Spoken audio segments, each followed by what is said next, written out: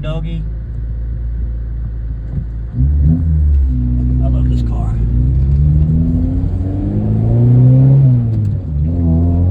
Just a nice leisurely drive today. Not your average Honda Civic.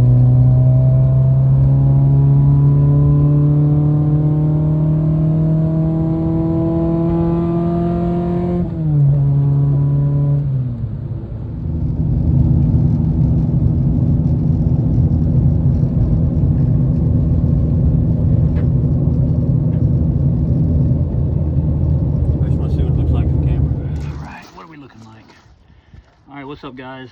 So we are set up to get this axle out on this, and so last time we did some suspension work to it, power steering gear, and it was a pitman arm as well as front axles. And when I replaced this passenger side front axle, I either thought that the spacer was built onto that axle or it was just an extended axle, so our new axle ended up snapping because it was too stretched. So we are actually going back in today with what should have been there from the get-go, a spacer and a new axle. I have already done all the hard work running around looking for the socket, so I've already busted the axle nut off. Your axle nut size is going to be different depending on vehicle manufacturer and axle bench. And 7/16. It's a little bit loose, but I still was able to do the job that I needed to do. All right.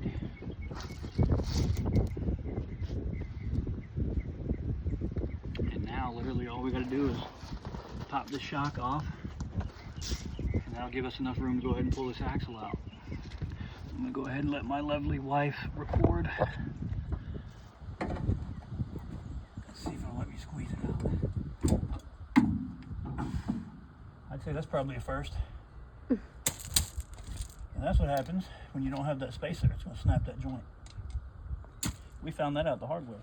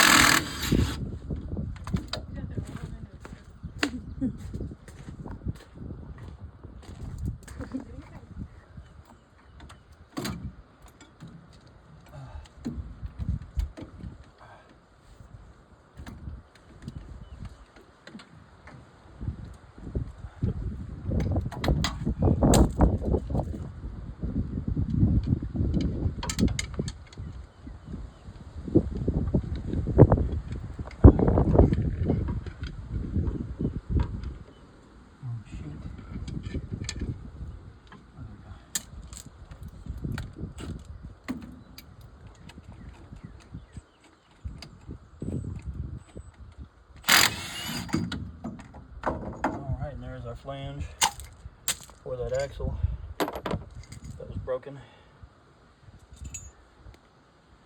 You can kind of see how this is designed. You've got this flared edge that's going to sit on this axle, your inner axle, and then your CV is going to fit perfectly in there.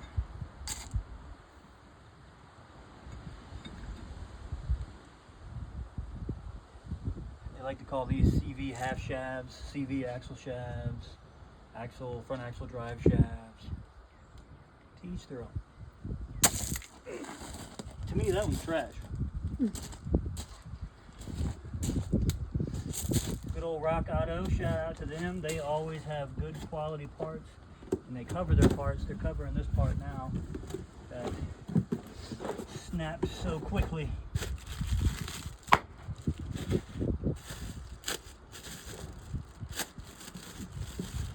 Always be careful when you're cutting these open. You do not want to cut your new rubber boots.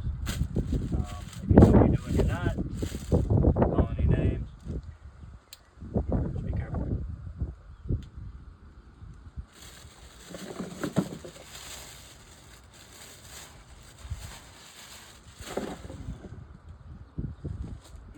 Usually, your new CV axle is going to come with a new axle nut. You use your new one or your old one. But make sure your old one is not damaged and stretched. Is this the heavy duty version?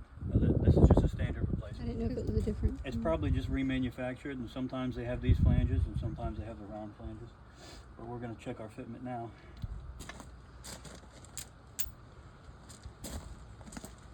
If it'll let me.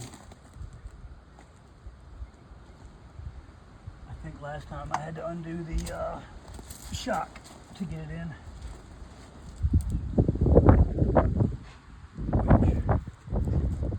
Let's see. Here's Cheeto. I think a half inch. Something else. That's half. And the other one was a 3/4, I think.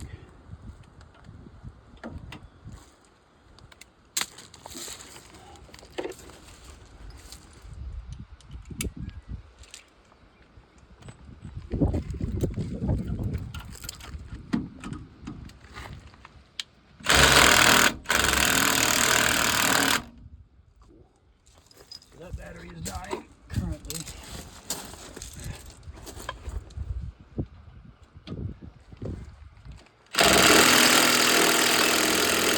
Oh, we lost our spacer. Oops.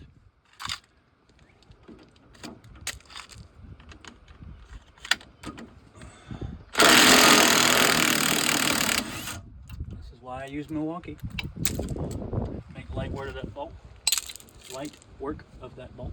Excuse me. We'll edit that out. Probably not.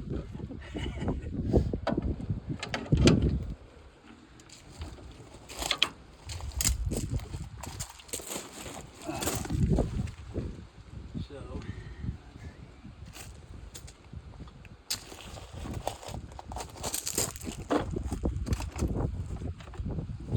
I think what I need to do.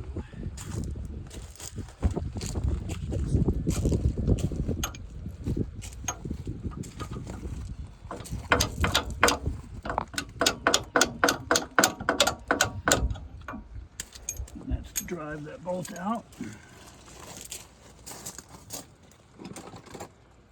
Use your favorite pair of pliers. Come back in.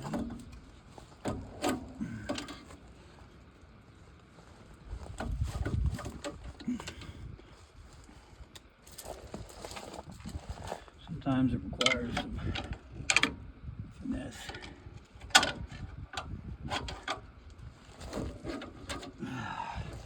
This one is incredibly wore out. So at this point, I would recommend to my customer or whoever's vehicle this is, go ahead and replace this and both front shocks at the same time. This customer knows about this issue and does not want to address it, and that is his decision. It is fine.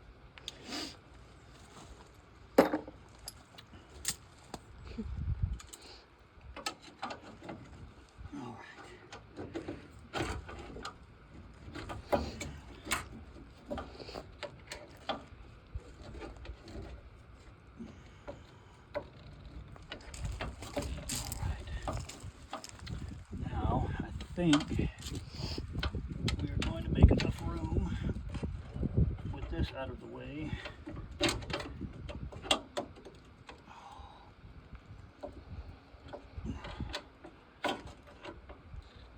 There we go, get it compressed. Oh, so much to do.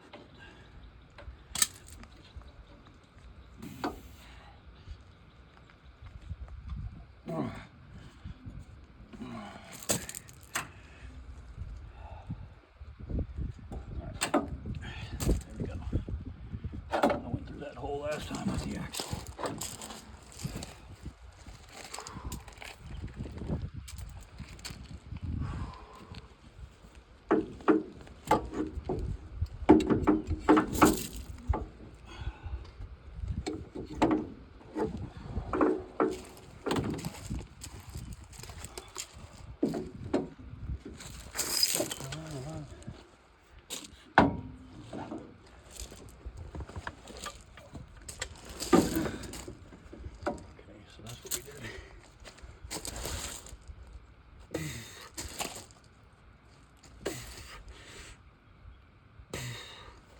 Those are hard to compress while laying down.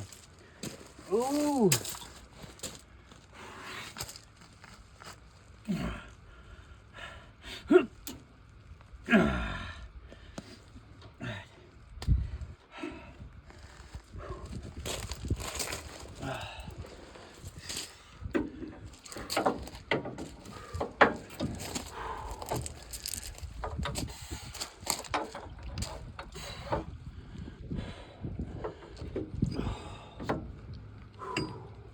Now, as you can see, because of this lift kit, is why we needed that spacer. Because what's happening is when we're cinching these bolts down to this flange, it's stretching this joint out, and it's going to cause it to break. So that's why we're going in today with our spacer. Right here. That's a tool of some kind.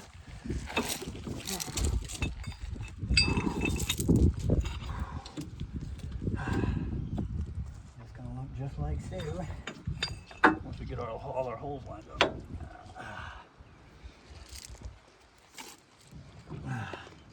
There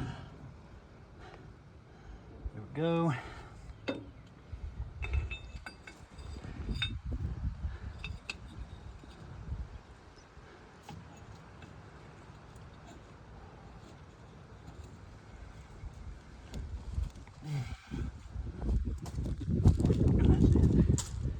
Hand me one of those bolts.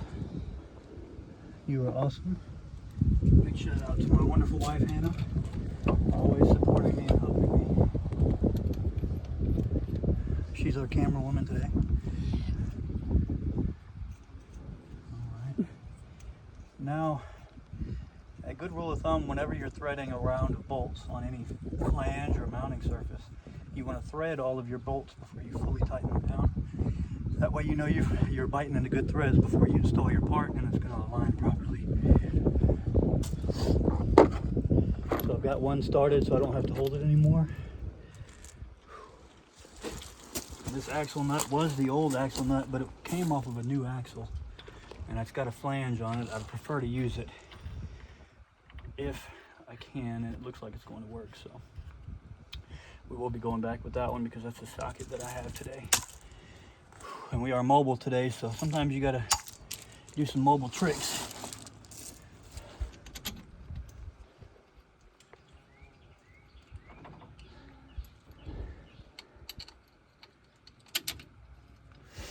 And as I'm threading these, it's gonna ensure that all of these thread locations are lined up properly.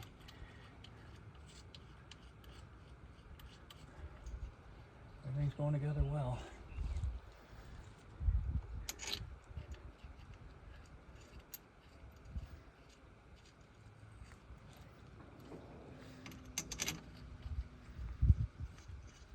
Big shout out to my subscribers as well. Thank you guys for watching. Just want to encourage you guys to go ahead and like, subscribe, and comment on the videos if you want, man. I'll interact with you guys as much as I can and try to give you guys as much feedback as possible. And if you're a new YouTuber like me, go ahead and post a comment, let me know so I can go ahead and like and subscribe to your page as well. Thank you guys so much. We're about done.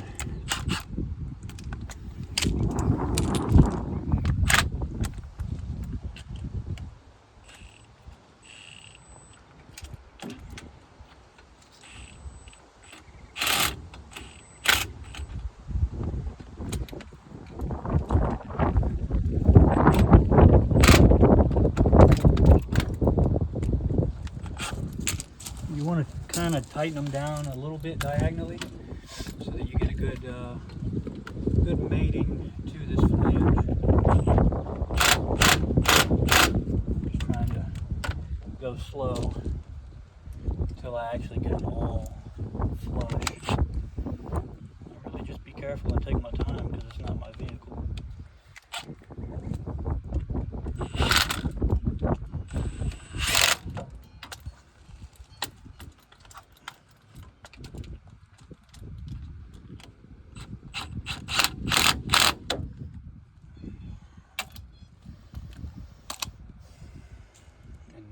We can actually lift our shock back up and put it into position if it'll let us.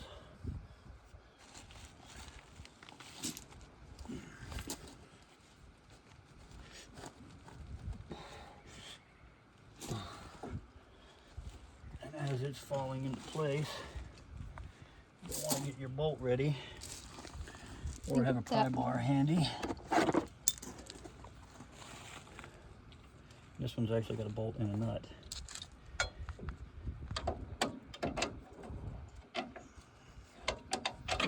I'll usually take my pry bar and kind of use it to lift up on that shock and align that hole back up.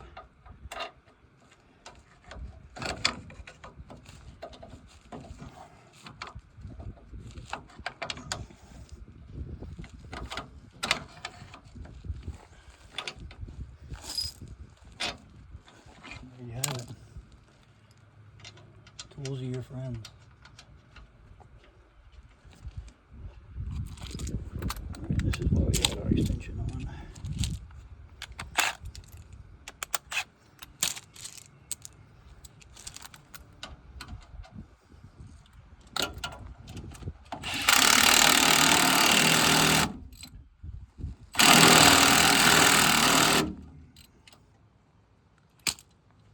She's tight.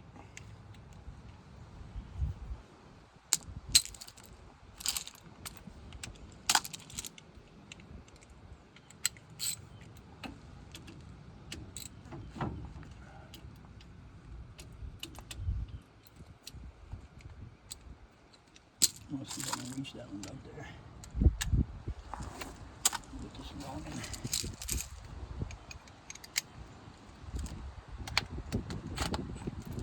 Sometimes you gotta improvise.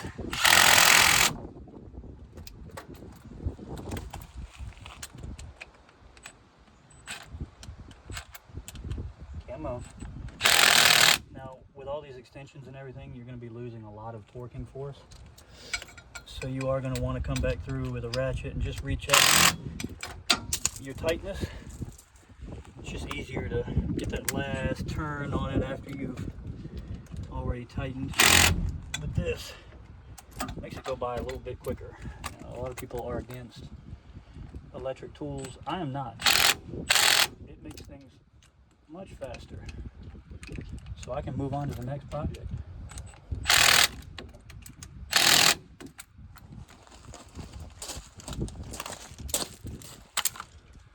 We're going to show up the finalized torque on this little extendy boy. Now usually I'd say just, oh, you know, torque the spec, but we don't know what the spec is on this. It's a 99 F150. You just want it tight. Not coming off. You're going to have to hold the rotor as you check your tightness.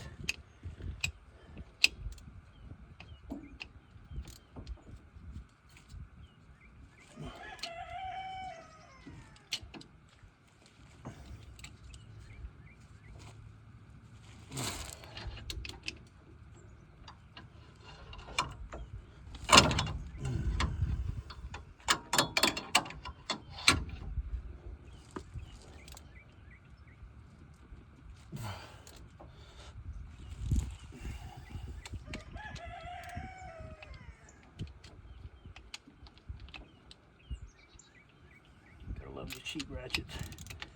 I think the teeth are so far apart. You gotta hold the socket while you're using it just to get another good bite. But they work.